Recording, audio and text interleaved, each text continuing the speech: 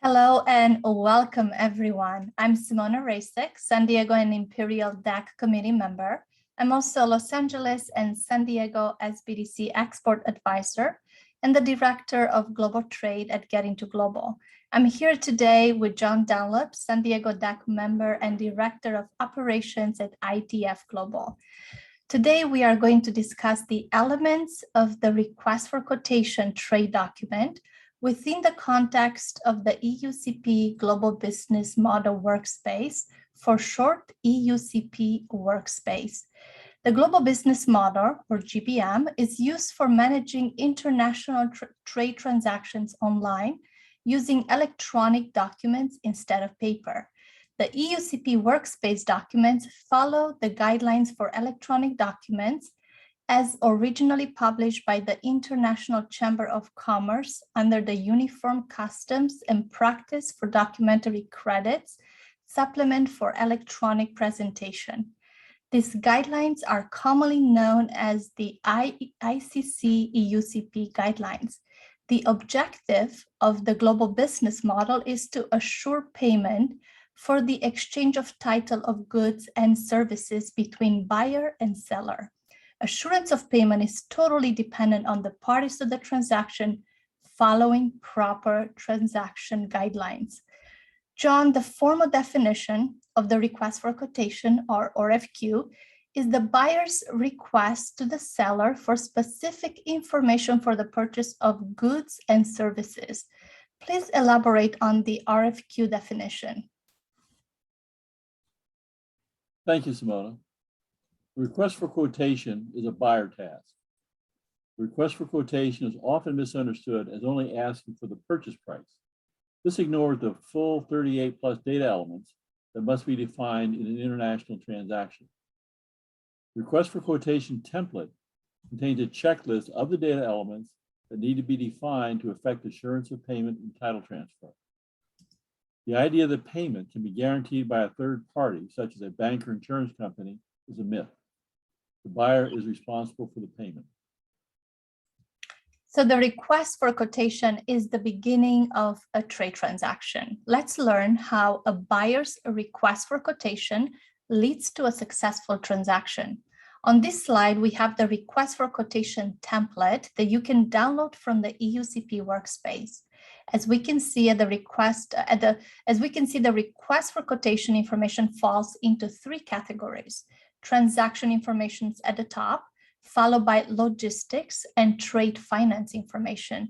John, please walk us through the transaction information part of the request for quotation. The transaction information defines who the buyer and seller are, what the seller wants to buy, and how he wants to pay for it.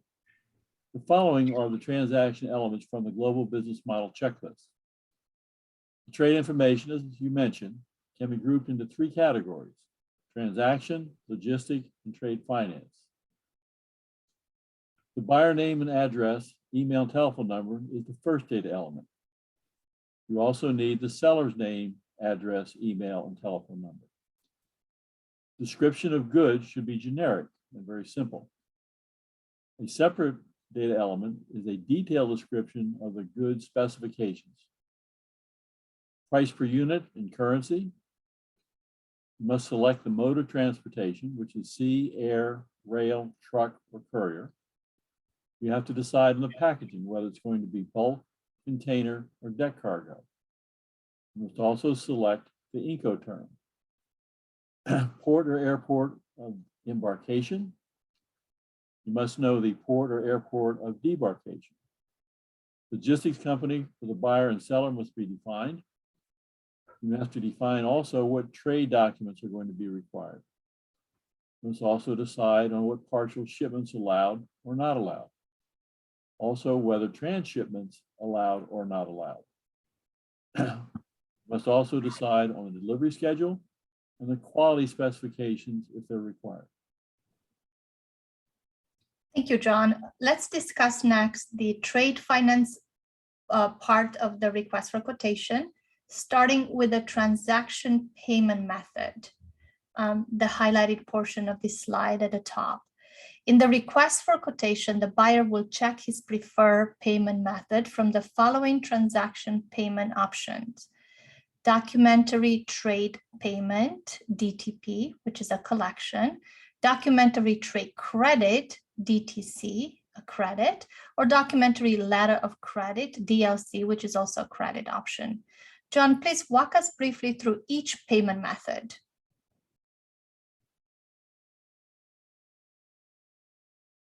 The documentary trade payment is a direct collection managed under ICC UCP 600 and eUCP guidelines instead of the Uniform Rules for Collection, or URC 522, and eURC guidelines.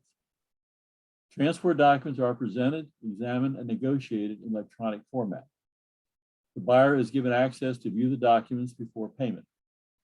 After payment, the buyer is given access to download and print the document set, which would include the bill of lading, invoice, packing list, certificate of origin, insurance certificate, SGS inspection, fumigation, cytosanitary certificates.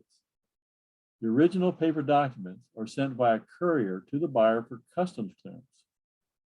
172 of the 175 countries still require hard copy documents for ocean customs clearance.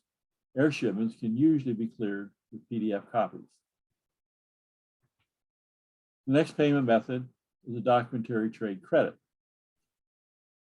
The documentary trade credit is an alternative trade finance substitute for a commercial bank issued international documentary letter of credit. The documentary trade credit is issued and negotiated by a private company or fintech instead of a commercial bank. The funds used to support a documentary trade credit are housed with an international escrow company instead of a commercial bank. A traditional documentary letter of credit can be issued by a commercial bank under ICC rules as of 1 January 2019.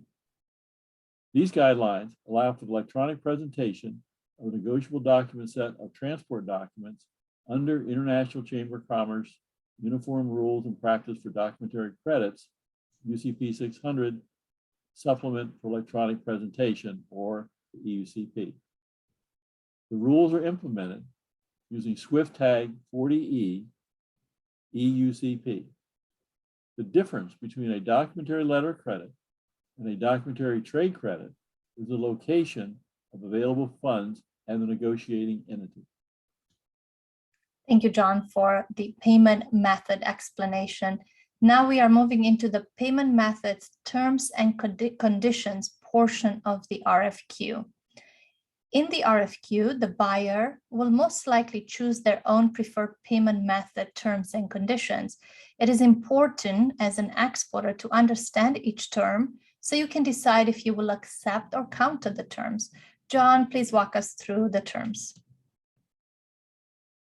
The payment method terms and conditions include, first, the issuing entity of the documentary trade payment or documentary trade credit, or the bank if it's a documentary letter of credit.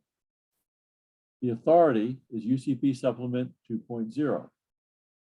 You have to define the applicant, who may or may not be the buyer, the beneficiary, who may or may not be the seller.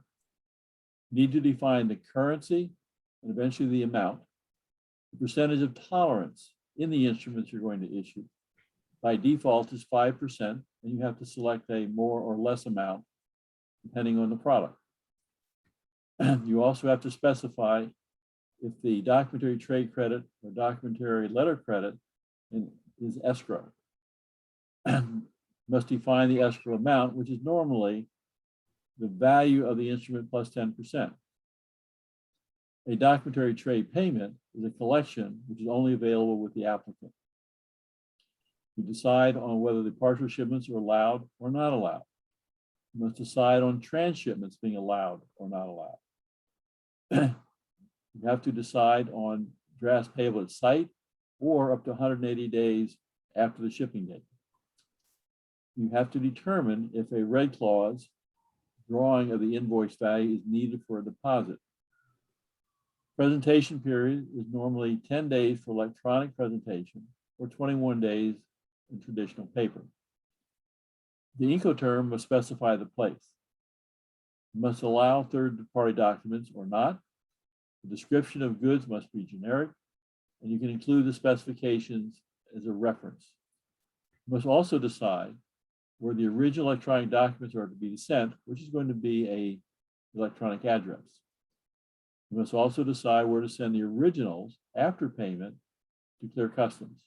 And finally, what documents are required for negotiation.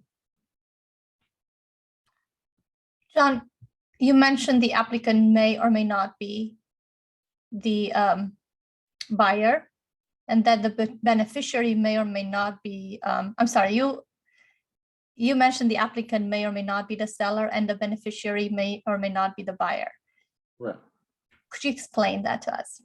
Correct. The seller can be a trading company, but he may not actually be the seller or buyer to the transaction. The applicant to the transaction is the actual entity that has the money to pay for the goods.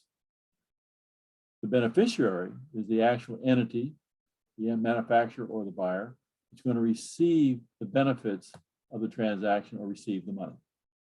So the beneficiary could be a trade company as well? Yes, and very common, I might add. Great, wanted to clarify that. For a detailed description of all the elements of the request for quotation, please go to the purchase order training video in the eUCP workspace. John and I are describing each item in detail in the purchase order video. Next, let's clarify what documents are needed for negotiation and payment.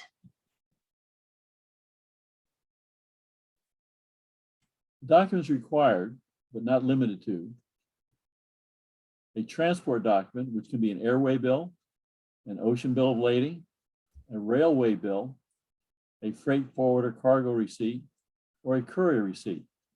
And each of these documents in turn, you have to define who the cargo is consigned to during transit and who to notify when the goods arrive at the point of departure or debarkation.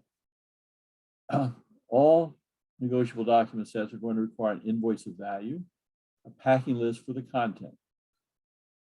You may include a certificate of origin, SGS inspection, an ICE certification, test report, insurance certification, or any other document that you and your buyer agree to. All negotiable packages will also require a bill of exchange for exactly how much money is demanded and where it's to be sent to. And finally, under the eUCP guidelines, a new document called a Notice of Completeness is specified instead of a paper cover letter, which simply lists what electronic documents make up the negotiable document set.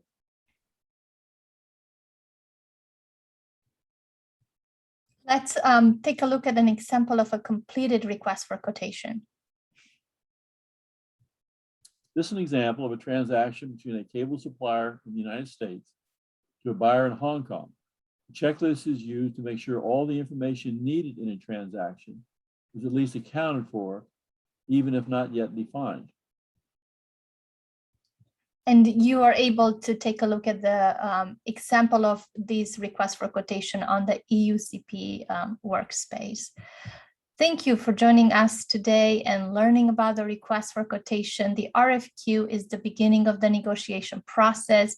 Please make sure to watch the next videos and learn the next steps of an online trade transaction, the assurance of payment and title transfer of goods and services in a trade transaction depends on all parties following internationally recognized and accepted guidelines. All trade documents represent a task to be performed. The eUCP workspace, the global business model, the ICCE rules, online document sharing, face-to-face video provide the transparency, clear communication, and trust for successful trade transactions. So we have the future of trade happening today. We will see you soon in the quotation training video. Thank you.